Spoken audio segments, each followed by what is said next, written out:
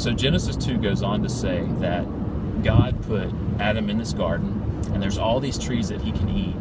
But there's one tree that he's not supposed to eat from, and that's the tree of the knowledge of good and evil. Because at that point, Adam just knew good. He didn't know evil. And it's really hard to know good. It's really hard to know how good you have it until you lose that. And so God was giving him the opportunity to get out of his will. You know, God gives us, he doesn't make us do things his way. He doesn't make us experience the good, the life, the pleasure that he has for us. And so he told Adam, if he eats of this tree of the knowledge of good and evil, that Adam would die. Now, death is separation.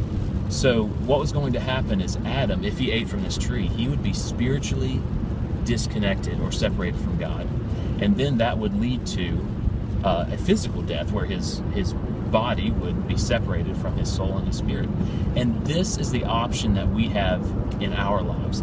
Like, first, you've got the option. Now we were all born spiritually dead, so you have the option to experience life in Jesus Christ, where you would be spiritually reconnected to God through believing in Jesus Christ. And even once you do that, you still get the option of these little, I'll call them little deaths. Like, for instance, if you don't do things God's way, like in your marriage, you are going to experience death in your marriage. In other words, you're going to experience separation.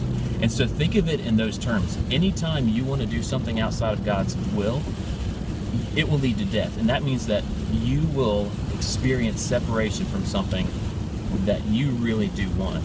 And also, you will know evil. You might know how good you really had it if you live in sin, because you're going to lose what you really wanted. So I think the great thing that we can learn from this is that, number one, God doesn't make you do things his way. You do have the option to be outside of God's will, to experience evil and to experience death, but he doesn't want that for you. And then think of how important each of your decisions are.